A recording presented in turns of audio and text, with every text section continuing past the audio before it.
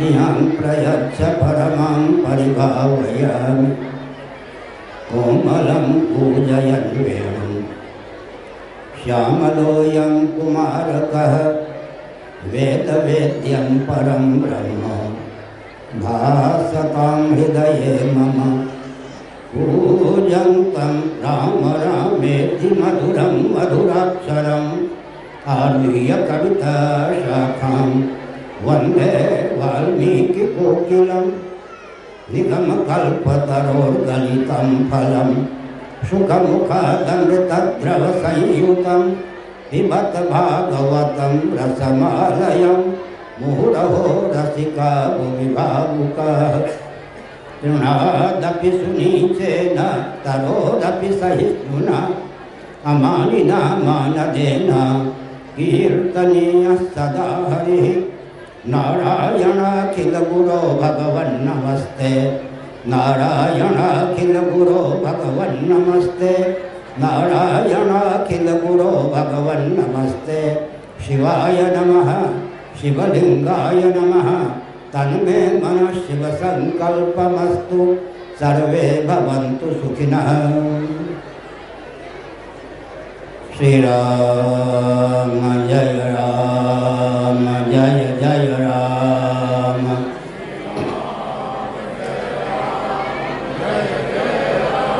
श्री राम जय राम जय जय राम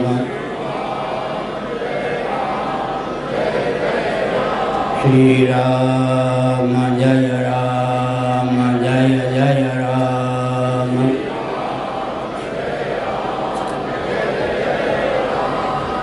धर्म की अधर्म का प्राणियों में विश्व का गौ माता की गोहत्या भारत सर्वभूत हृदय धर्म सम्राट श्री स्वामी करपात्री जी महाराज की श्री जगन्नाथ महाप्रभु की श्री बलभद्र महाप्रभु की भगवती सुभद्रा देवी की हर हर महादेव। गोविंद जय जय गोपाल जय जय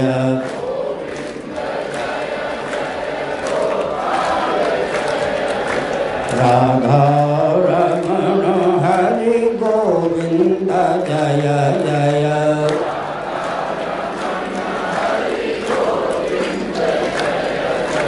श्री कृष्ण गोविंद हरे मुरारे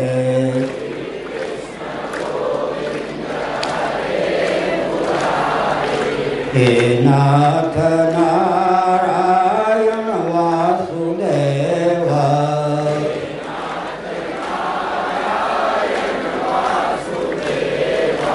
गोविंद जय जय गोपाल जय जय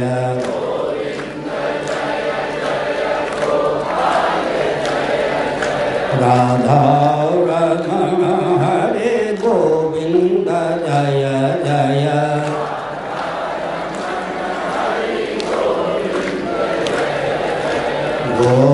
गोविंद जय जय गोपाल जय जय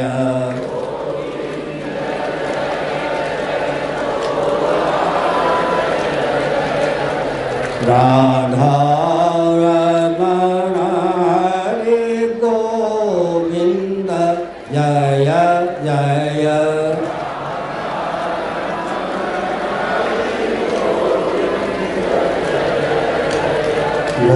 गोविंद जय जय गोपाल जय जय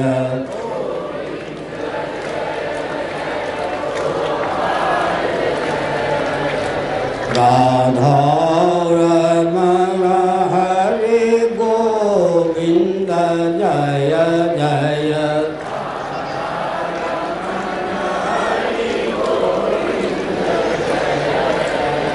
श्री वृंदावन बिहारी लाल की जय। बाबा वैद्यनाथ भगवान की जय। विद्वान वृंद, भक्त वृंद एवं भक्तिमती मातृशक्ति,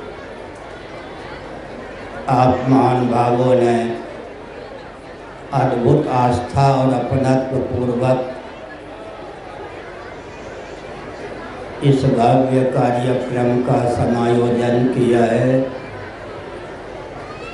इस कार्यक्रम के समायोजन और संचालन में जिन महान भावों का गुप्त अथवा प्रकट योगदान है, भगवान श्री चंद्रमौलीश्वर की अनुकंपा के अमोघ प्रभाव से उनका सर्वविध उत्कर्ष हो, ऐसी भावना है। सज्जन, मांडूक्य उपनिषद का उद्घोष है, शांतम शिवमद्वैतम चतुर्थम मन्यन्ते स आत्मा सविज्ञेयः। विश्व वैश्वानर, तेजस हिरण्यगर्भ, प्राज्ञ और सर्वेश्वर से अतीत इनका मौलिक स्वरूप जो तुरीय तत्व है, वही शिव है, वही ब्रह्म है। वेदांत वेद्य भगवत तत्व ही शिव है। वह अपनी अचिंत्य माया शक्ति के योग से आकाश, वायु, तेज, जल, पृथ्वी के रूप में स्वयं को अभिव्यक्त करता है। सकल स्थावर जंगम प्रपंच का वह, प्राणियों का वह निर्माता है। सकल प्राणियों के रूप में उसी की अभिव्यक्ति मान्य है। हम सनातन धर्मियों को वेदों के शिरोभाग उपनिषद के अनुसार जैसा ईश्वर प्राप्त है, वैसा ईश्वर विश्व में किसी अन्य ईश्वरवादी को प्राप्त नहीं है। नैयायिकों ने ईश्वर का अस्तित्व माना है।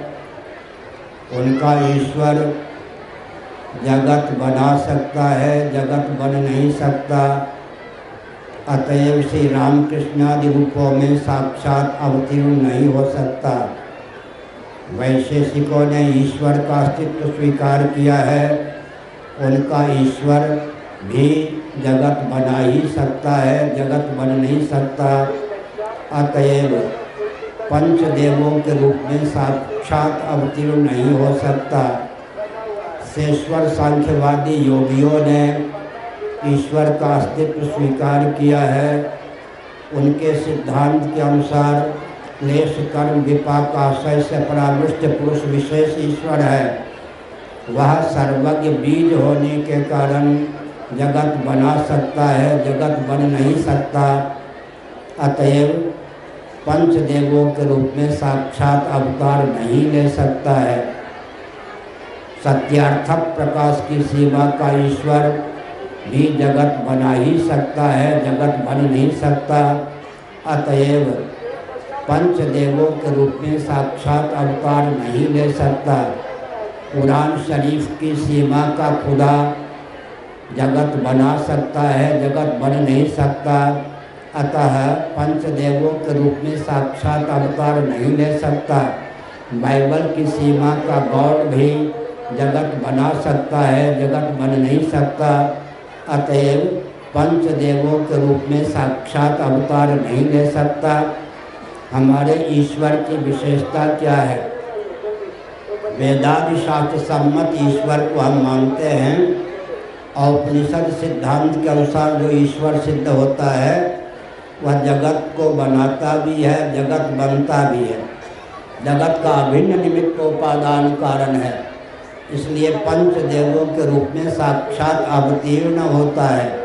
तदैक्षत सईक्षां चक्रे शोकामयत बहुश्याम प्रजायेय तदात्मानं स्वयमकृत सर्वं खल्विदं ब्रह्म प्रकृतिश्च प्रतिज्ञा दृष्टान्तानुप्रोधात् इन वचनों का तात्पर्य यही है, हम जिस ईश्वर को मानते हैं वह ईश्वर अद्भुत है, जगत बनाता है, जगत बनता भी है, अतएव पंचदेवों के रूप में साक्षात अवतीर्ण होता है। प्रकारांतर से हम जिसको ईश्वर मानते हैं, भगवत तत्व मानते हैं, परमात्मा या ब्रह्म मानते हैं, काल के द्वारा कबलित नहीं होता, नित्य है, कालकृत परिच्छेद शून्य है, विभु होने के कारण देशकृत परिच्छेद शून्य है, सर्वाधिष्ठान सर्वस्वरूप होने के कारण वस्तुकृत परिच्छेद शून्य है। इसका अर्थ सर्वतोभावेन वेदांत सम्मत ईश्वर अनंत है। अनंत का अर्थ होता है सज्जनों, काल के द्वारा जो कबलित ना हो, देशांतर में विद्यमानता होने के कारण देशकृत परिच्छेद से जो युक्त ना हो, सर्वाधिष्ठान सर्वरूप होने के कारण वस्तुअंतर के द्वारा जो कबलित ना हो। हमारा ईश्वर कालकृत देशकृत वस्तुकृत परिच्छेद शून्य है। सामने यह माइक नामक यंत्र है, किसी ज्ञानवान, इच्छावान, प्रयत्नवान, चेतन, यांत्रिक, मैकेनिक ने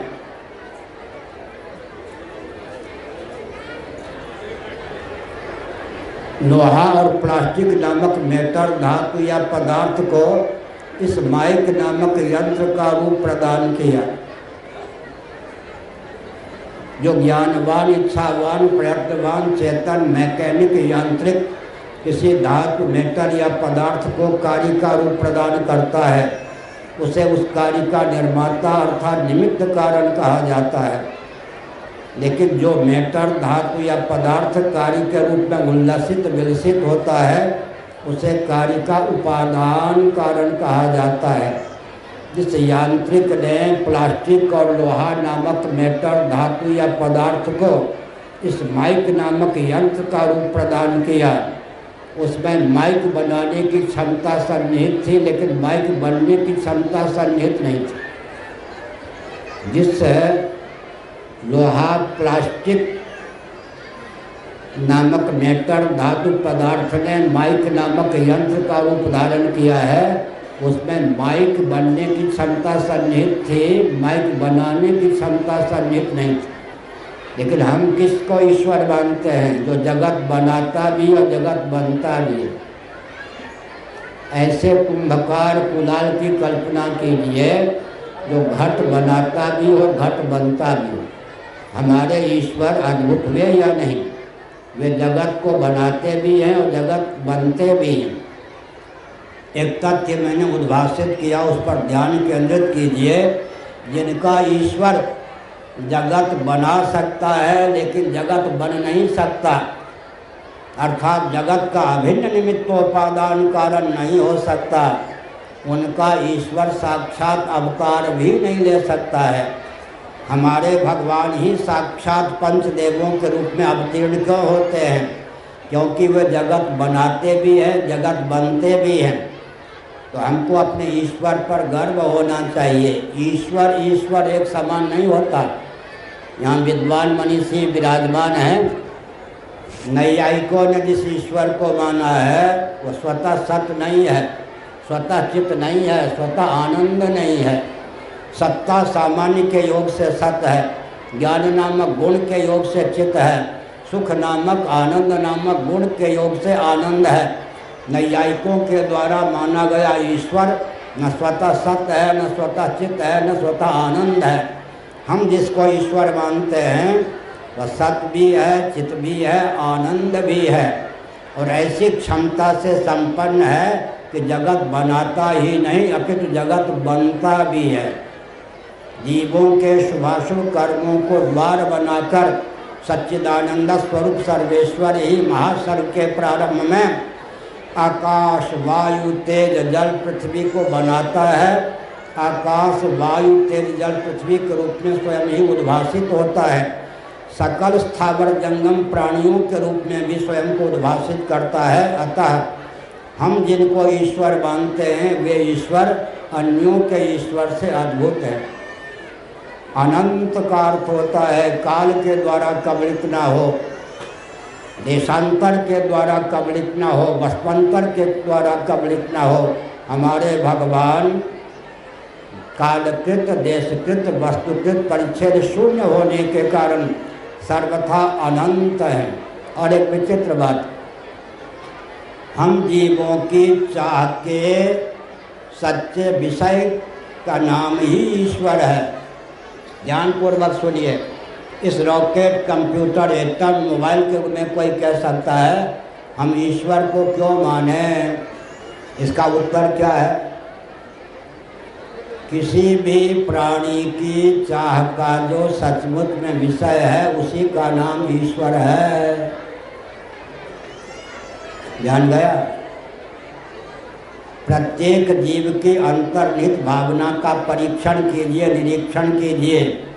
अमीबा नामक सूक्ष्म जंतु को भी छेड़िए तो मृत्यु से बचने का प्रयास करता है। मृत्यु से अतिक्रांत जीवन हर प्राणी को पसंद है। जड़ता से अतिक्रांत जीवन हर प्राणी को पसंद है। त्रिविध ताप वेदना से अतिक्रांत जीवन हर प्राणी को पसंद है। कारण क्या है? हर प्राणी के आकर्षण का विषय उसका मौलिक तत्व ही है। असतो मा सद्गमय तमसो मा ज्योतिर्गमय मृत्योर्मा अमृतम गमय। बृहदारण्यक उपनिषद का उद्घोष है। हे प्रभो, बोले बाबा, हमारे जीवन में उस बल और वेग का दान कर दीजिए जो कुछ मृत्युग्रस्त है, अनित्य है, असत्य है, वर्ण करने योग्य नहीं है, उसका अतिक्रमण करके सदा के लिए मृत्युंजय होकर अवशिष्ट रहूं। जो कुछ जड़ है, अचित है, वर्ण करने योग्य नहीं है, समस्त जड़ वर्ग से अतिक्रांत होकर अखंड विज्ञान स्वरूप चिद्रूप होकर शेष रह सकूं। हमारे जीवन में उस बल और वेग का दान कर दीजिए। जो कुछ वेदना है, ताप है, दुख है, उससे अतिक्रांत होकर अखंड आनंद स्वरूप होकर शेष रह सकूं। जीव की चाह का सचमुच में जो विषय है उसी का नाम ईश्वर है। इधर भाई दो व्यक्ति बैठ जाओ, किसी को आने जाने मत। हमने संकेत किया, सुनिए, अगर विश्व में जल का अस्तित्व ना होता तो किसी को प्यास लगती क्या? भाषा समझ में आ रही है ना? ईश्वर ने पानी बनाया ही ना होता, विश्व में जल का अस्तित्व ही ना होता तो किसी को प्यास लगती क्या? प्यास का लगना डंके की चोट से इस तथ्य को ख्यापित करता है कि अन्न का अस्तित्व अवश्य है, जल का अस्तित्व अवश्य है। हमको आपको भूख लगती है, भूख का लगना डंके की चोट से इस तथ्य को ख्यापित करता है अन्न का अस्तित्व अवश्य है। अगर अन्न होता ही नहीं तो किसी प्राणी को भूख लगती नहीं। इसी प्रकार यदि सच्चित आनंद स्वरूप कोई तत्व न होता तो हमको मृत्यु से अतिक्रांत, जड़ता से अतिक्रांत, त्रिविध तापों से अतिक्रांत सच्चिदानंद तत्व को प्राप्त करने की भावना ही नहीं होती। हमारी इच्छा का सचमुच में जो विषय है उसी का नाम ईश्वर है। अब तो कोई भी नास्तिक शिरोमणि ईश्वर को माने बिना नहीं रह सकता। एक ही वाक्य में विश्व के जितने नास्तिक हैं उनकी नास्तिकता विदा हो सकती है। हमारी चाह का जो सचमुच में विषय है उसी का नाम ईश्वर है, उसका कोई खंडन नहीं कर सकता। अभी मैंने उदाहरण दिया, अगर जल का अस्तित्व ही ना होता तो किसी को प्यास बिल्कुल न लगती। प्यास का लगना डंके की चोट से जल के अस्तित्व को सिद्ध करना है। अगर अन्न का अस्तित्व ही ना होता तो किसी को भूख नहीं लगती। भूख का लगना भोजन के अस्तित्व को सिद्ध करना है। इसी प्रकार हर प्राणी के हृदय में सच्चित आनंद होकर अवशिष्ट रहने की भावना है, अतः सच्चिदानंद तत्व है। हमारी चाह का जो सचमुच विषय है उसी का नाम भगवान है, ईश्वर है, उसी का नाम सच्चिदानंद स्वरूप परमात्मा है। इस ढंग से ईश्वर का प्रतिपादन करेंगे तो विश्व में कोई अनीश्वरवादी रह ही नहीं सकता है। फिर से सुनिए, हम जीवों की चाह का जो सचमुच का विषय है उसी का नाम ईश्वर है। अब हम फिर दार्शनिक, वैज्ञानिक, व्यावहारिक धरातल पर एक तथ्य उद्भाषित करते हैं, सावधान। प्रत्येक अंश स्वभावतः अपने अंशी की ओर आकृष्ट होता है। प्रत्येक अंश स्वभावतः अपने अंशी की ओर आकृष्ट होता है।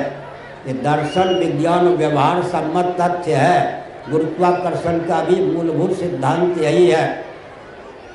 न्यूटन आदि ने जो कुछ प्राप्त किया हमारे ग्रंथों में, वैशेषिक आदि दर्शनों में पहले से ही वो सन्निहित था। वृक्ष से कोई फल गिरता है, पृथ्वी की ओर ही क्यों आकृष्ट होता?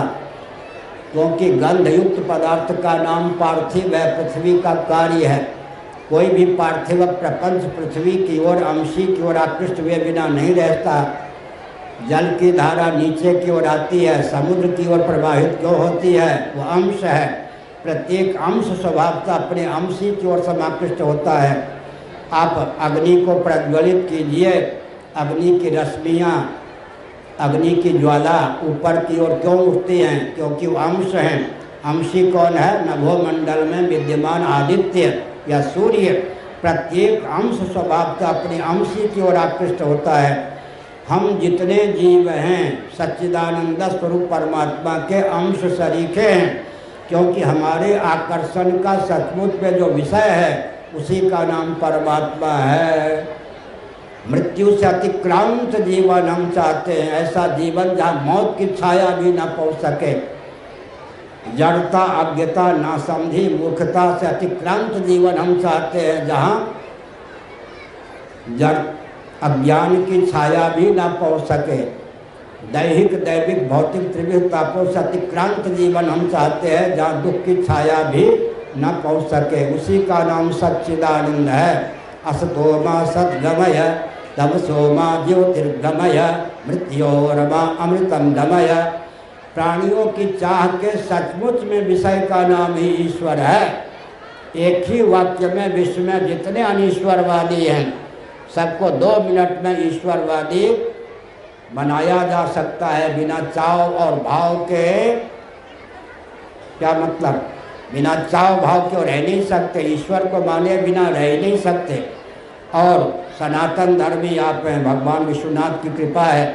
हम जो सनातन धर्मी हैं, वेदादि शास्त्र सम्मत कर्मकांड और उपासना कांड के अनुष्ठान में हमारी प्रीति प्रवृत्ति क्यों परिलक्षित होती है? एक सिद्धांत है, देह के नाश से जीवात्मा का नाश नहीं होता, देह के भेद से जीवात्मा में भेद की प्राप्ति नहीं होती। वेदादि शास्त्र सम्मत कर्मकांड, उपासना कांड, ज्ञान कांड में प्रीति प्रवृत्ति किसकी परिलक्षित हो सकती है? जिसकी यह मान्यता है। क्या मान्यता है?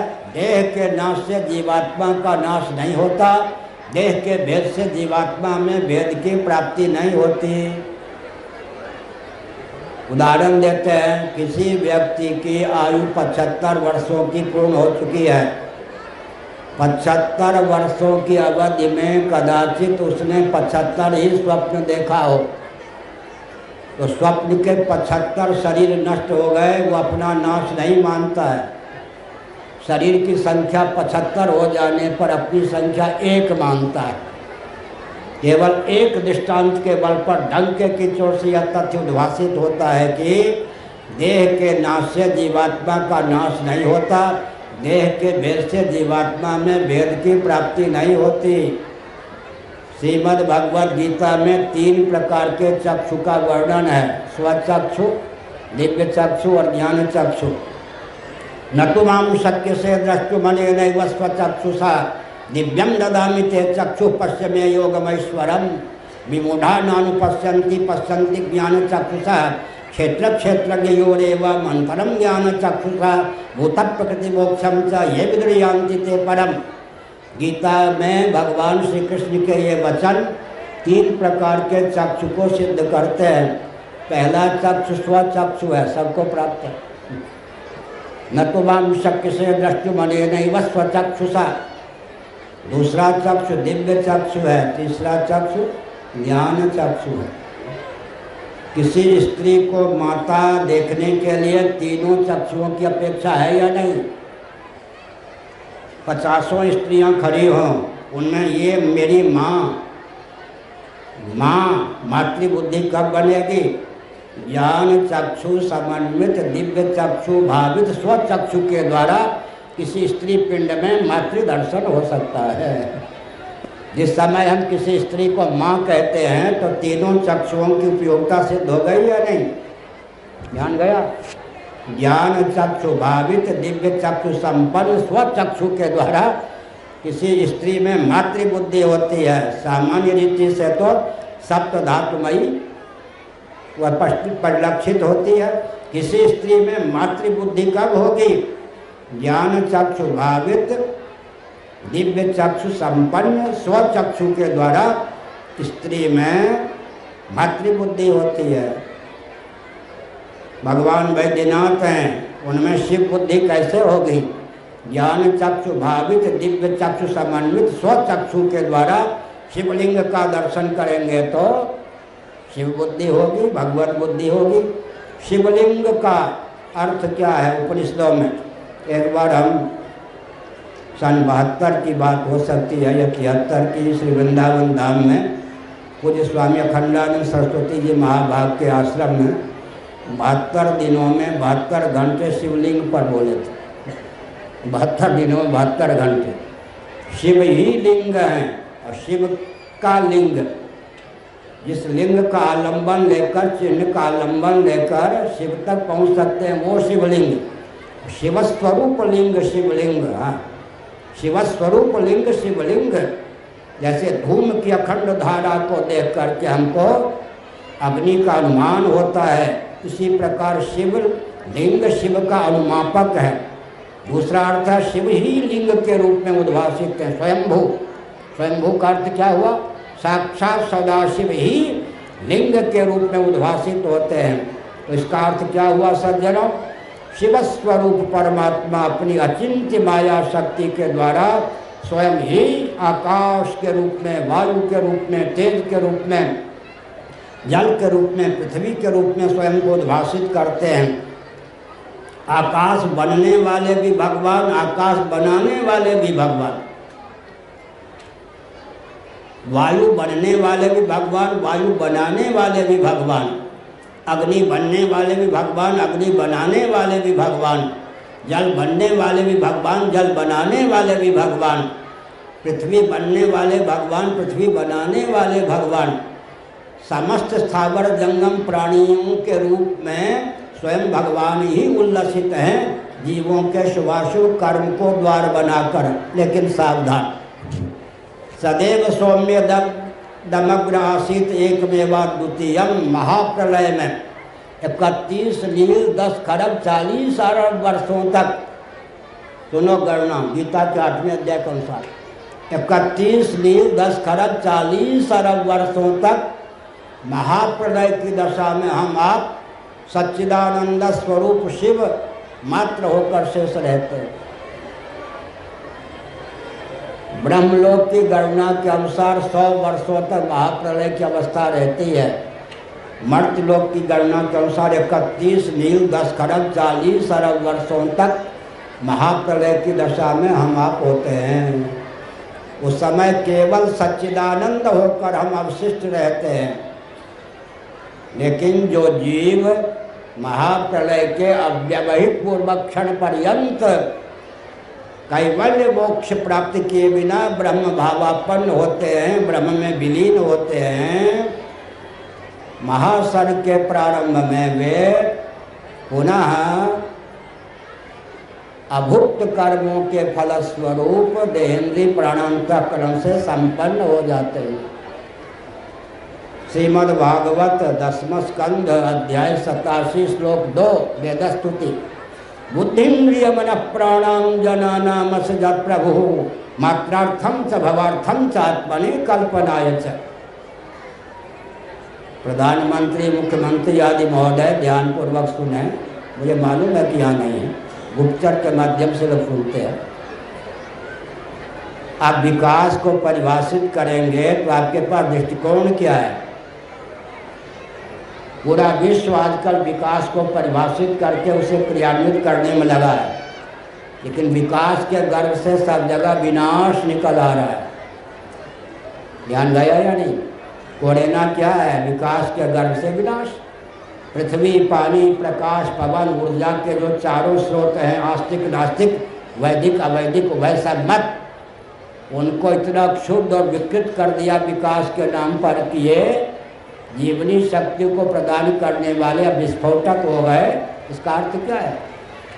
भौतिकवादियों को विकास की परिभाषा का पता भी नहीं है। समझ गए? भौतिकवादियों को विकास की परिभाषा का पता भी नहीं है। ये विकास को परिभाषित करने और क्रियान्वित करने के व्यामोह में पूरे विश्व को विनाश के कगार तक पहुंचा चुके हैं। मैं दृष्टिकोण देता हूँ, सावधान। विकास को परिभाषित करने के लिए पहले आधारशिला क्या है, दृष्टिकोण क्या होना चाहिए? यही मैंने जो कहा, श्रीमद् भागवत 10वां स्कंध अध्याय 87 श्लोक 2, बुद्धिन्द्रिय मन प्राणांजनानाम सजत प्रभु मात्रार्थम च भवार्थम च आत्मने कल्पनायत।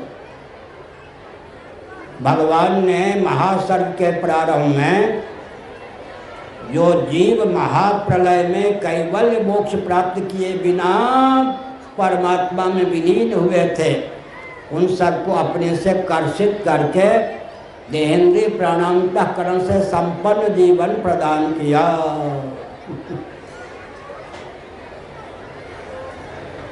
वृक्ष की कल्पना कीजिए, बंदर, लंगूर खर्राटे लेकर सो रहे हैं। इतने में वन में दहाड़ता हुआ व्याघ्र उछल कूद करता है, पका हुआ आम जैसे पेड़ से गिर पड़ता है, ऐसे वो बंदर लंगूर जो खर्राटे लेकर सोए होते हैं बिल्कुल टपक पड़ते हैं, गिर पड़ते हैं। ऐसे महासर्ग के प्रारंभ में सच्चिदानंद स्वरूप सर्वेश्वर संकल्प करते हैं, महाप्रलय के अव्यवहित पूर्वक क्षण में जो प्राणी कैवल्य मोक्ष प्राप्त नहीं थे और मुझ में विलीन हो गए, सच्चिदानंद स्वरूप होकर ही एकीभूत हो गए, वो मुझ में एकीभूत सब प्राणी मुझसे निकल आए। अर्थात क्या हुआ? वे सब पूर्व दुरित के प्रभाव से, पुण्य के प्रभाव से, देहेंद्रिय प्राणांतःकरण से युक्त जीवन प्राप्त करने के लिए बाध्य हो जाते हैं। देखिए, गाढ़ी नींद हमको आती है या नहीं? आपको आती है या नहीं? थोड़ी देर बाद 5-7 घंटे के लिए सोएंगे या नहीं? हम न तुम दफ्तर तुम, गाढ़ी नींद होगी या नहीं? गाढ़ी नींद की क्या विशेषता है? आस्तिक नास्तिक कोई भी हो, वैदिक अवैदिक कम्युनिज्म की धारा में भी कोई बहने वाला क्यों ना हो, मैं प्रश्न करता हूँ, उत्तर भी स्वयं देता हूँ, सावधान।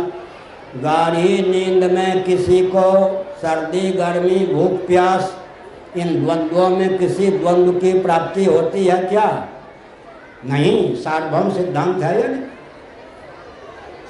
देखिए, विश्व विजयी होने के लिए क्या आवश्यकता है? यह तो विद्वानों की नगरी, इस भूमि को प्रणाम करके इसमें मैं प्रविष्ट होता हूँ। भगवान शिव को ये सब शिव स्वरूप ही है। देखिए, काशी में, सब जगह, लेकिन काशी में देवताओं को सब के सब शिव पार्वती के रूप में ही दृष्टिगोचर होते हैं। ये बाबा धाम, भगवान धाम, ये देवियाँ पार्वती रूप में ही सिद्धों को दिखाई पड़ती हैं। आप सब शिव रूप में ही दिखाई पड़ते हैं।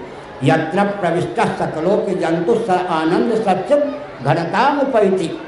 वृंदावन धाम की महिमा का वर्णन करते हुए प्रबोध सुधाकरकार प्रबोधानंद सरस्वती महाभाग ने, वृंदावन शतककार प्रबोधानंद सरस्वती महाभाग ने लिखा, यत्र प्रविष्ट सकलों के जंतु आनंद सच्चित घनतामुपैति।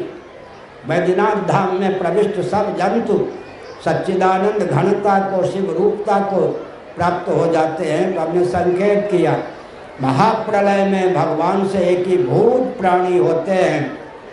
महासर्ग के प्रारंभ में सच्चिदानंद स्वरूप सर्वेश्वर संकल्प करते हैं, महाप्रलय के अव्यवहित पूर्वक क्षण पर्यंत जो कैवल्य मोक्ष नहीं प्राप्त कर सके वे सब मुझसे एकीभूत प्राणी, अपने अभुक्त शुभाशुभ कर्मों के फलस्वरूप मुझसे पृथक सरीखे हो जाए।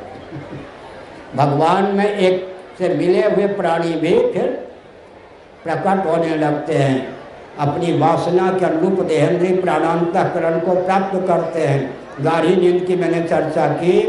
गाढ़ी नींद में सर्दी गर्मी भूख प्यास किसी द्वंद्व की पहुंच हम आप तक नहीं होती, यह सार्वभौम सिद्धांत है।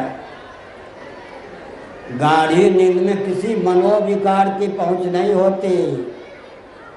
काम की पहुंच गाढ़ी नींद में है क्या? बेखट के खराटे लेकर सो गए। गाढ़ी नींद में काम की पहुंच है क्या? नहीं। क्रोध की पहुंच है क्या? नहीं। लोभ की पहुंच है क्या? नहीं। मोह की पहुंच है क्या? नहीं। शोक की पहुंच है क्या? नहीं। सकल मनोविकारों से अतिक्रांत जीवन भगवत कृपा से हमको गाढ़ी नींद में प्राप्त होता है। अच्छा, एक विचित्र बात है, सार्वभौम सिद्धांत है कि गाढ़ी नींद में दुख की पहुंच नहीं है क्या? गाढ़ी नींद टूटने पर स्मरण होता है ना, सुखमहम अस्वाप्सम न किंचित अवेदिशम मामप्यहम नाज्ञाशीषम। सुखमहम अस्वाप्सम न किंचित अवेदिशम मामप्यहम नाज्ञाशीषम। मैं सुखपूर्वक सोया, मैंने कुछ नहीं जाना, मैंने स्वयं को भी नहीं जाना। इसका अर्थ क्या है? गाढ़ी नींद में तीव्र तापों में किसी ताप की पहुंच नहीं होती। और एक नियम है, किसी कक्ष में या किसी स्थान पर अगर अंधकार नहीं है तो हम मानने के लिए बाध्य होते हैं प्रकाश अवश्य है। कदाचित प्रकाश की विद्यमानता न होती तो अंधकार का भाव नहीं होता। गाढ़ी नींद में दुख की पहुंच नहीं है, एतावता सुख अवश्य है। और मांडुक्य उपनिषद के अनुसार तो सज्जनों, गाढ़ी नींद में क्या है? आनंद भुक। हम जो प्राणी हैं, जीव हैं, साक्षात आनंद के भोक्ता होते हैं। ध्यान दीजिए, गन्ना मैथिली में कुशियार, इक्षुदंड ईख हिंदी में गन्ना। गन्ना आपको दे दिया जाए चूसने के लिए, एक भैया बैठ जा तुसी प्रेमनाथ नारायण। गाढ़ी नींद में प्रवचन को बेकार करते, मोबाइल इनको हटाओ, चुपचाप बैठे। एक व्यक्ति सबके नया, हमने क्या कहा सज्जनों? गाढ़ी नींद में किसी द्वंद्व की पहुंच हम तक नहीं है, दुख की पहुंच नहीं है। तुलसीदास जी ने क्या लिखा? जीव दोहावली, जीव शिव सम सुख शयन, सपने कछु कर तूती, जागे दीन मलिन पुनि, प्रबल विषाद विभूति। इस समय जागृत अवस्था है ना, सबका बैंक बैलेंस हमको मालूम है, आपको भी थोड़ी देर में मालूम हो जाएगा। बैंक बैलेंस जानते हैं ना? विभूति, ये तो भूति विभूति विभूति विभूति। श्रीमद् भागवत 10वां अध्याय गीता। दोहावली सुनिए, मांडुक्य उपनिषद के 3/4 अंश को एक दोहावली के, एक दोहा के माध्यम से तुलसीदास जी ने व्यक्त किया। जीव शिव सम सुख शयन। शिव, शिव तो नहीं होता, शिव सदृश हो जाता है, क्योंकि अज्ञान को लेकर सोता है। अज्ञान में विलय का नाम, अज्ञान में अहंकार के विलय का नाम सुषुप्ति है। जीव शिव सम सुख शयन, सुखपूर्वक सोते समय मैंने स्वप्नावस्था का निषेध कर दिया। जीव शिव सम सुख शयन, सपने कछु कर तूती। स्वप्नावस्था में कुछ जीवत्व की काली घटा छा जाती है, जगने पर पूछो मत। जागे दीन मलिन पुनि, जगने पर दीनता मलिनता की पराकाष्ठा, क्योंकि कारण शरीर, सूक्ष्म शरीर, स्थूल शरीर, तीनों से हम संपन्न हो जाते हैं। बनियान भी, कमीज भी, ओवरकोट भी, कारण शरीर भी, सूक्ष्म शरीर भी, स्थूल शरीर भी। जीव शिव सम सुख शयन, सपने कछु कर तूती, जागे दीन मलिन पुनि। दीनता मलिनता की पराकाष्ठा जागृत में छा जाती है। और विभूति माने बैंक बैलेंस के नाम पर प्रबल विषाद। किसके खाते में कितने रुपए हैं रहने दीजिए, तुलसीदास जी ने सबके खाते का नग्न चित्रण कर दिया। प्रबल विषाद विभूति जगने पर बैंक बैलेंस के नाम पर, विभूति के नाम पर प्रबल विषाद ही सबको प्राप्त है। क्या हुआ गया जी? जीव शिव सम सुख शयन सपने कछु कर तूती, जागे दीन मलिन पुनि प्रबल विषाद विभूति। तो गाढ़ी नींद में इतनी चीज है, आनंद भुक होकर हम शेष रहते हैं। इसका मतलब कोई गन्ने को दे दे, क्या करेंगे आप? चूसेंगे, छिलके से उठ के छिदने की संभावना होगी, त्याज्य वस्तुओं को फेंक देंगे, रस चूसेंगे। गन्ने को पेल करके कोई एक गिलास गन्ने का रस दे दे, गट कर जाएंगे या नहीं? गाढ़ी नींद में साक्षात आनंद ही विषय होता है। विषय के द्वार से आनंद की प्राप्ति होगी तो जागृत स्वप्न स्थूल भुक, प्रवृत्त भुक और गाढ़ी नींद में आनंद भुक। जागृत अवस्था में स्थूल विषय अगर अभीष्ट हों, उनके माध्यम से हमको आनंद मिलता है, हम जागृत विषय में स्थूल भुक होते हैं। स्वप्नावस्था में प्रवृत्त भुक, वासना की प्रगल्भता से जो विषय प्राप्त होते हैं उनके भोक्ता होते हैं। गाढ़ी नींद में साक्षात आनंद ही हमारा भोग्य होता है, आनंद भुक। और साक्षात स्वप्रकाश आनंद होकर शेष रह जाए, यही शिव की भावना, शिवत्व है। शिवत्व क्या है?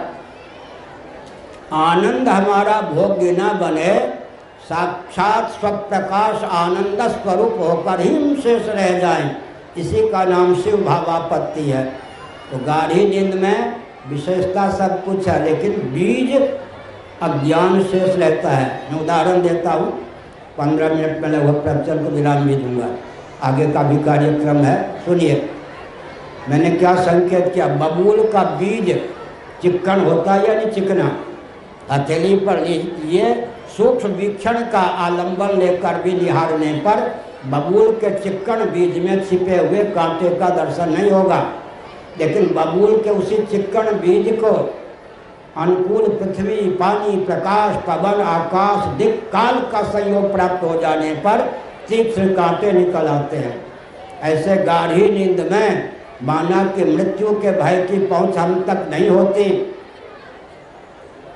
सर्दी, गर्मी, भूख, प्यास इत्यादि किसी द्वंद्व की पहुंच हम आप तक नहीं होती। त्रिविध तापों में किसी ताप की प्राप्ति और व्याप्ति गाढ़ी नींद में नहीं होती। लेकिन मृत्यु, जड़ता, दुख का बीज अज्ञान शेष रहता है। उस अज्ञान को भून डालने के लिए मानव जीवन प्राप्त हुआ है। मैंने विकास का नाम लिया था, सुनिए, हाँ, इनको ध्यान देकर सुनो बहुत अच्छे।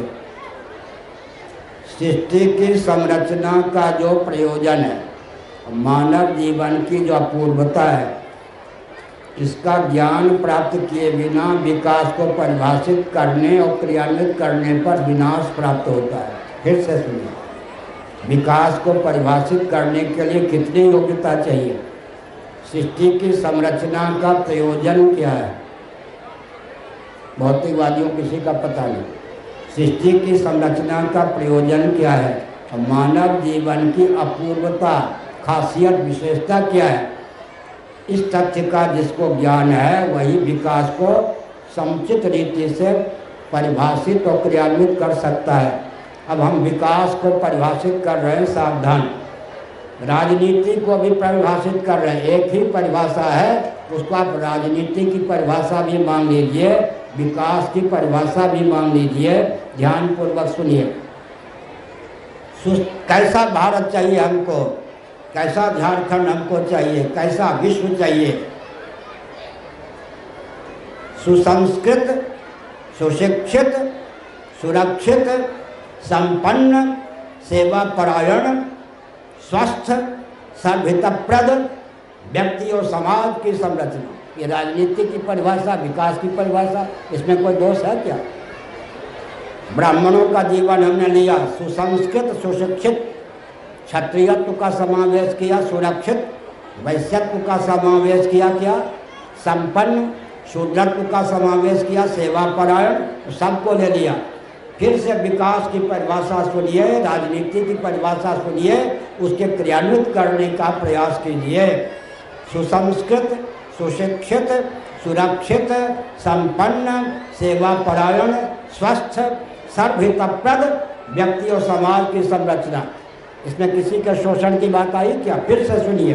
राजनीति की स्वस्थ परिभाषा, विकास की स्वस्थ परिभाषा, सर्वे भवन सुखिना का व्यावहारिक धरातल पर स्वरूप सुसंस्कृत, सुशिक्षित, सुरक्षित, संपन्न, सेवा परायण, स्वस्थ, सर्वहितप्रद व्यक्ति और समाज की संरचना वेदांत शास्त्र सम्मत या विकास की परिभाषा है। विश्व में कोई खंडन करेगा? संयुक्त राष्ट्र संघ को भी इस परिभाषा पर ध्यान देना चाहिए। फिर से सुनिए, वेदांत शास्त्र सम्मत राजनीति की विकास की परिभाषा क्या हो सकती है?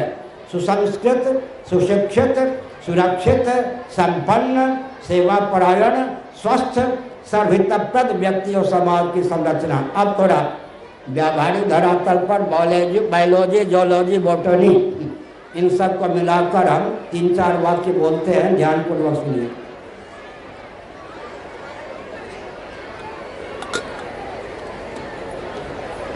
गीता 3रा अध्याय मन में रखकर,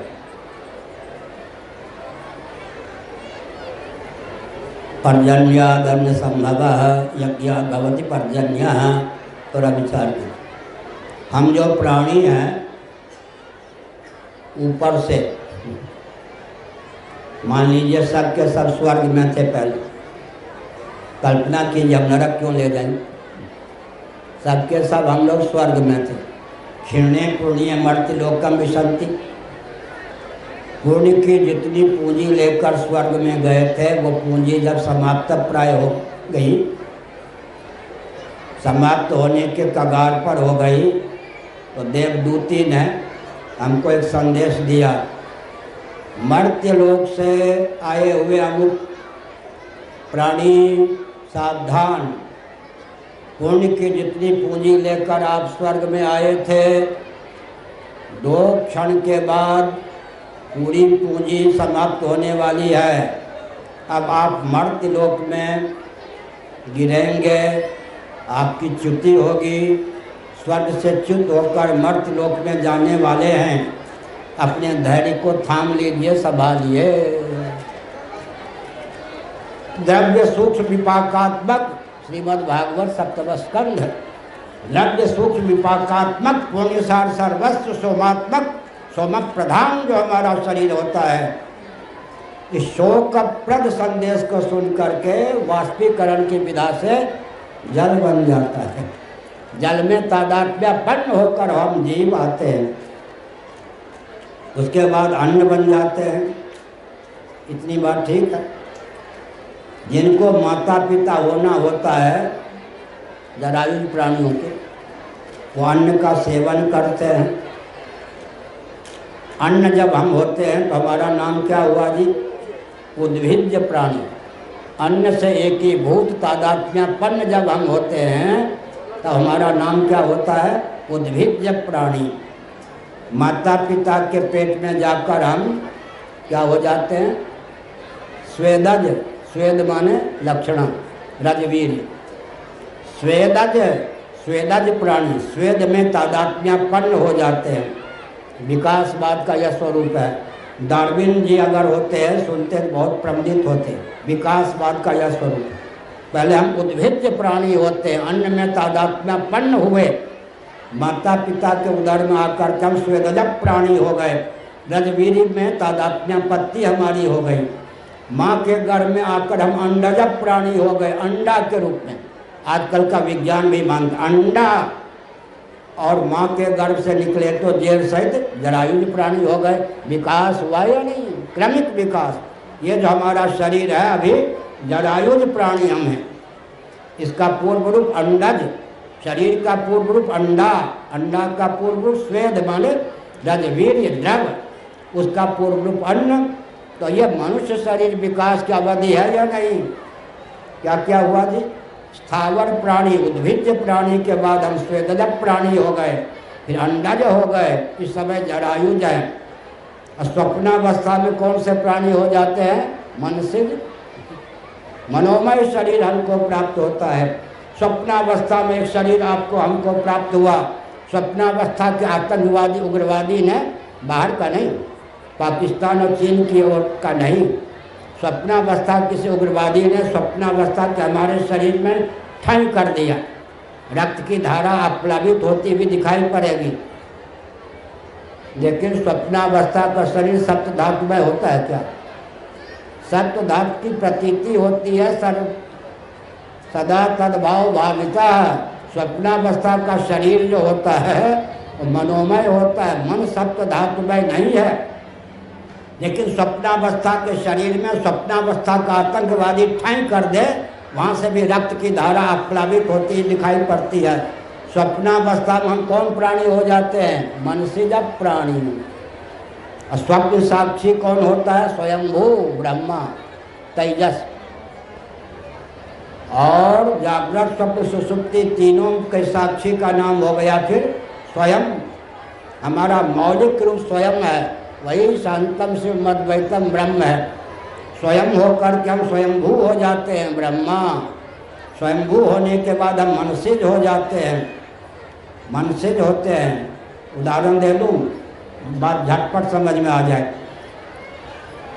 ऋषभदेव जी के ज्येष्ठ पुत्र बड़े प्रतापी, जिनके नाम पर बृहद भारत का नाम भारतवर्ष पड़ा, दुर्दैव के दुर्विपाक से देहत्याग के अव्यवहित पूर्वक क्षण में मृगाकार वृत्ति हो गई। यम यम वापिस्वरन भावम तयत्यंते कलेवरम तम तमे वैति कौन्तेय सदा तद्भाव भाविता।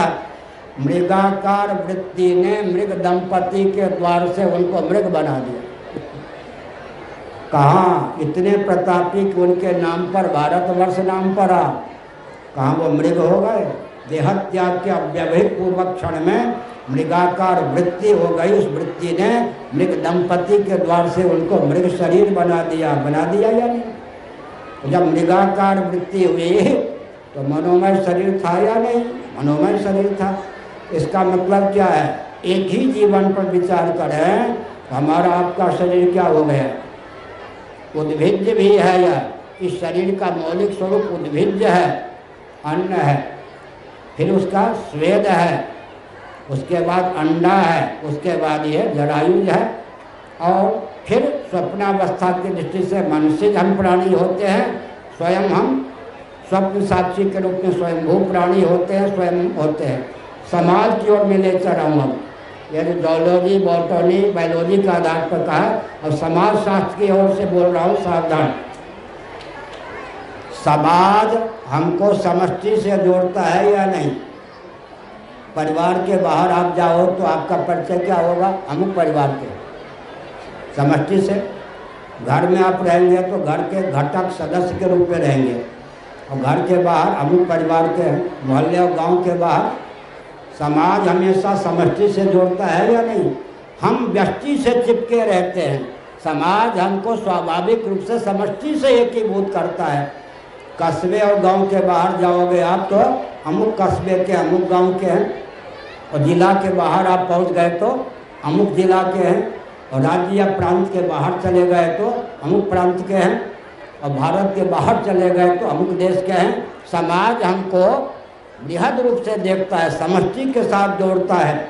जिस गति से समाज हमको समष्टि से एकीभूत करता है, कदाचित हम भी स्वयं को समष्टि से एकीभूत करें तो सिद्धों के सिद्ध, पीरों के पीर, मस्तों के मस्त, औलियाओं के औलिया, फकीरों के फकीर, अवधूतों के अवधूत हो जाए या नहीं?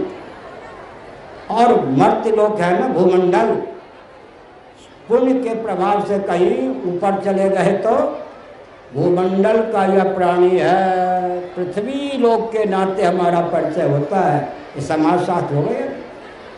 समाज हमको हमेशा समष्टि से जोड़ के देखता है, हम अपने आप को केवल व्यष्टि तक सीमित रखते हैं।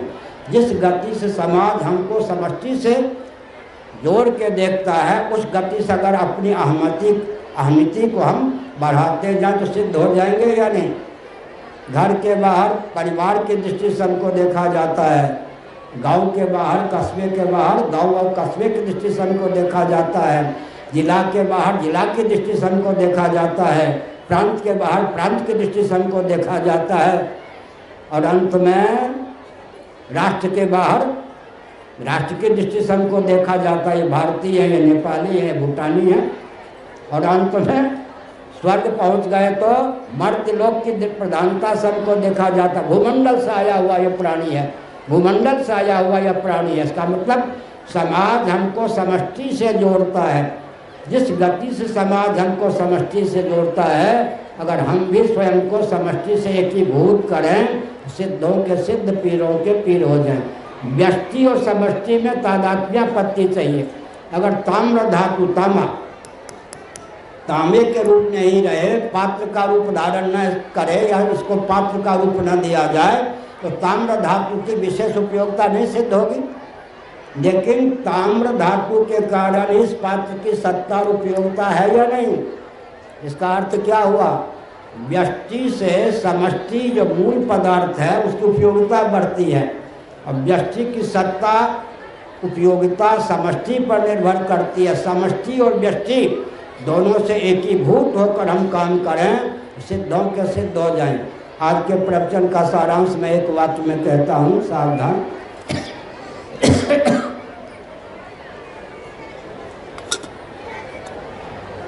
देखिए, जो वाक्य में बोल रहा हूँ 40 दिनों तक कम से कम धारणा के द्वारा उसको पुष्ट कर दीजिए। एक एक व्यक्ति में 50 एटम बम को मात करने की क्षमता आ जाएगी। तत्वतः हमारा स्वरूप सच्चिदानंद ही सिद्ध है। आज के प्रवचन का सारांश, हम सच्चिदानंद स्वरूप होते हुए सनातन परमात्मा के सर्वेश्वर के सनातन अंश सरीखे हैं। ममई वांशो जीवलोके जीवभूत सनातन। फिर से सुनिए, हमारा मौलिक स्वरूप शांतम शिव मद्वैतम चतुर्थम मन्यन्ते सात्मा सविज्ञेय सच्चिदानंद स्वरूप शिव ही हमारा मौलिक स्वरूप है। औपाधिक धरातल पर हम क्या होते हैं, इस पर विचार कीजिए। मौलिक स्वरूप हमारा शिव ही है। शांतम शिव मद्वैतम चतुर्थम मन्यन्ते सात्मा सविज्ञेय। उसके बाद औपाधिक धरातल पर सनातन सर्वेश्वर के अंश शरीके हम होते हैं। फिर सनातन सर्वेश्वर के सनातन अंश शरीके होते हुए हम क्या हैं? प्राणी हैं। प्राणी होते हुए मनुष्य हैं, स्त्री या पुरुष हैं। मनुष्य होते हुए ब्राह्मण क्षत्रिय वैश्य इत्यादि हैं। समष्टि और व्यष्टि दोनों में तालमेल बैठाकर व्यवहार कीजिए। एक एक व्यक्ति में 50 एटम बम को भी मात करने की क्षमता आ जाएगी। फिर से सुनिए, हमारा मौलिक स्वरूप शिव ही है। शांतम शिव मद्वैतम चतुर्थम मन्यन्ते सात्मा सविज्ञेय। शिव स्वरूप होते हुए औपाधिक धरातल पर हम सनातन सर्वेश्वर के अंश शरीके हैं। सनातन सर्वेश्वर के सनातन अंश शरीके होते हुए हम क्या हैं? प्राणी हैं। प्राणी होते हुए मनुष्य हैं। मनुष्य होते हुए ब्राह्मण क्षत्रिय वैश्य आदि हैं, कुछ है।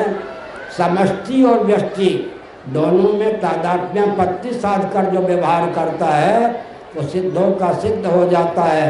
वो चलता फिरता भी क्या होता है? समष्टि रूप होता है। तो बहुत चाव भाव से आप लोगों ने प्रवचन को सुना। वैद्यनाथ धाम फिर विशेषता क्या है?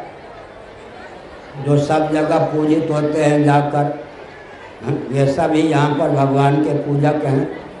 उन सब ने मिलकर के इस पवित्र कार्यक्रम का समायोजन किया है। फिर धर्मरक्षणी सभा ने अभी बताया ना, आपस में पत्र पुष्प इकट्ठा करके उन्होंने यज्ञ किया है। किसी से याचना नहीं की, याचना नहीं की, लेकिन उदारता पूर्वक सहयोगी का द्वार बंद नहीं किया। यही ना बहुत ऊंची बात है। बहुत ऊंची बात है यह। सब जगह जो आचार्य होके पूछते हैं, यज्ञाचार्य ऋत्विक होकर के, यज्ञ में कितने चाहिए जी? 16 ऋत्विक होते हैं, एक यजमान और एक यजमान की पत्नी, 18। 18 के बिना यज्ञ की सिद्धि होगी क्या? देखो सनातन धर्म का विज्ञान, यज्ञ में 18 का कितना महत्व है। 16 ऋत्विक, प्राणाग्निहोत्रोपनिषद में 16 ऋत्विक के नाम लिखे। 16 ऋत्विक के नाम प्राणाग्निहोत्रोपनिषद में 16 ऋत्विक, एक यजमान और एक यजमान की पत्नी, 18 हो गए नहीं? अच्छा जी, एक लिखने के बाद 10000 17 बार लिखेंगे तो कौन सी संख्या होगी? परार्ध। 18वीं संख्या का नाम है परार्ध। 18 का कितना महत्व हुआ? यज्ञ में जो 18, 16 ऋत्विक, एक यजमान की पत्नी, 18। और गणित में एक लिखने के बाद जो 17 शून्य लिखेंगे उसका नाम होगा परार्ध। बहुत ऊंची बात है। 18 पुराण, 18 पुराण है या नहीं? 18 उपपुराण, 18 औपपुराण। 18 दिनों तक भगवान राम और रावण का युद्ध, 18 दिनों तक महाभारत युद्ध, गीता के 18 पर्व, अध्याय, महाभारत का 18 पर्व और गीता के स्थितप्रज्ञ का लक्षण 18 श्लोकों में। 18 का कितना महत्व है जी? तो हमने कहा बहुत ऊंची बात है। 18 अष्टादश, 18 पुराण, 18 पुराण, 18 औपपुराण। 18वीं संख्या का नाम होता है, एक लिखने के बाद 17 शून्य, जब परार्ध। 18वीं संख्या का नाम परार्ध होता है। 18 का बहुत महत्व है। अष्टादश पुराण का बहुत महत्व है। गीता में 18 अध्याय, महाभारत में 18 पर्व, स्थितप्रज्ञ के लक्षण गीता के दूसरे अध्याय में 18 श्लोकों में 18 का बहुत महत्व है। बहुत चाव भाव से आप लोगों ने ध्यानपूर्वक सुना, कोई कोलाहल भी नहीं किया। भगवान विश्वनाथ की कृपा से, जगन्नाथ की कृपा से, सब नाथ ही नाथ हैं, और वैद्यनाथ की कृपा से आप सबों का सर्विद उत्कर्ष हो, पूरा क्षेत्र प्रबलित रहे और भारत भारत के रूप में उद्भासित हो। ठीक है। अंत में मैं कहता हूँ, पूरा विश्व हमको मानने के लिए तैयार है। दर्शन, विज्ञान, व्यवहार में सामंजस्य साधकर बोलना, लिखना जानिए, चलना जानिए। पूरा विश्व अनुगमन करने के लिए तैयार है। शर्त क्या है? दर्शन, विज्ञान, व्यवहार में सामंजस्य साधना सीखिए, बोलना सीखिए, चलना सीखिए, जीवित रहना सीखिए। जो दर्शन, विज्ञान, व्यवहार में सामंजस्य साधकर बोलता है, लिखता है, चलता है, अपने जीवन को दर्शन, विज्ञान, व्यवहार तीनों दृष्टियों से उत्कृष्ट बनाता है। पूरा विश्व हमको अपनाने के लिए तैयार है। आज भी भारत जगत गुरु ही है। क्या विचित्र पलायन है। भारत के व्यक्ति उधर भागते हैं, उधर के व्यक्ति हम लोगों के पास आते हैं। विज्ञान की, गणित आदि की पहली सुलझाने के लिए उधर के व्यक्ति हम लोगों के पास आते, इधर के व्यक्ति उधर भागते हैं। क्या विचित्र पलायन है। पलायन समझ गए? इधर के व्यक्ति उधर भागते हैं और उधर के व्यक्ति जब शांति प्राप्त नहीं करते, ज्ञान विज्ञान का स्रोत ढूंढना होता है, इधर आते हैं। विश्व को अर्थशास्त्र किसने दिया? वैदिक महर्षियों ने। वैदिक महर्षियों के द्वारा चिर परीक्षित और प्रयुक्त सिद्धांत पूरे विश्व को उज्ज्वल किए हुए हैं। विश्व को अर्थशास्त्र किसने दिया? आजकल के विश्व को अर्थ की परिभाषा मालूम है क्या? अनर्थ में अप्रयुक्त अविनियुक्त भोग्य सामग्री का नाम अर्थ है। अनर्थ में अप्रयुक्त अविनियुक्त भोग्य सामग्री का नाम अर्थ है। भोग्य सामग्री के सेवन से प्राप्त पुष्टि और तुष्टि का नाम काम है। भोग्य सामग्री का अर्जन करने की, भोग करने की और उससे उपराम होकर भगवत प्राप्ति का जो मार्ग प्रशस्त करे उसका नाम धर्म है। अब मोक्ष क्या है? मुक्ति हेतुवान यथा रूपम स्वरूपेणम व्यवस्थिति। अनात्म वस्तुओं के अनुरूप आत्म मान्यता का परित्याग कर आत्मानुरूप आत्मस्थिति का नाम मुक्ति है। हमने संकेत किया, पूरा विश्व भारत की ओर देख रहा है। भारत को अपने स्वरूप को समझाना, संभालना चाहिए। आज के प्रवचन का सारांश, सुसंस्कृत, सुशिक्षित, सुरक्षित, संपन्न, सेवापरायण, स्वस्थ, सर्वहितप्रद व्यक्ति और समाज की संरचना विकास की राजनीति की परिभाषा है। ठीक, श्री राम जय राम, जय जय राम। अब सुनिए, शिव की नगरी है ना, भगवान सूर्य प्रकाश स्वरूप है, प्रकाश और उष्णता, प्रकाश स्वरूप भी है, उष्ण भी है। प्रकाश और उष्णता विकीर्ण करना भगवान सूर्य का स्वभाव है। जैसा स्वरूप है वैसा ही भगवान सूर्य का स्वभाव भी है। प्रभाव क्या है? अंधकार का निवारण करना, शैत्य का निवारण करना। स्वरूप, स्वभाव और प्रभाव तीनों समझ में आ गई ना बात। भगवान सूर्य प्रकाश स्वरूप और उष्ण हैं। प्रकाश विकीर्ण करना, उष्णता विकीर्ण करना उनका स्वभाव है। अंधकार का पारण करना, सर्दी शैत्य का निवारण करना उनका प्रभाव है। जैसा स्वरूप वैसे ही स्वभाव, वैसे ही प्रभाव। वेदांत शास्त्रों का मंथन करके भगवान के शिव, भगवान के 3 नाम को हमने प्राप्त किया है। शिव, शंकर, प्रलयंकर। प्रलयंकर सब सुन के घबराना मत। शिव माने कल्याण स्वरूप, ये स्वरूप प्रधान नाम है शिव। शंकर माने कल्याण की वर्षा करने वाले। प्रलयंकर का अर्थ है दैहिक दैविक भौतिक ताप का अपहरण करने वाले। दैहिक दैविक भौतिक ताप का अपहरण करने वाले। अब लेफ्ट राइट क्विक मार्च की शैली में 3 बार बोलेंगे। शिव शंकर प्रलयंकर, शिव शंकर प्रलयंकर, शिव शंकर प्रलयंकर। पहले चरण में भारत, नेपाल, भूटान, हिंदू द्वीप।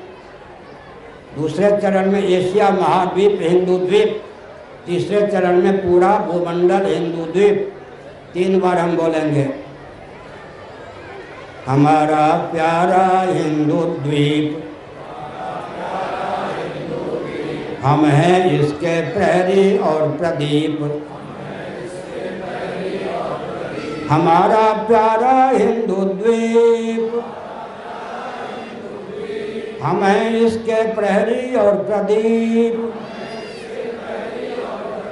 वंदे मातरम, वंदे मातरम। हमारा प्यारा हिंदू द्वीप, हम हैं इसके प्रहरी और प्रदीप। वंदे मातरम, वंदे मातरम। हर हर महादेव।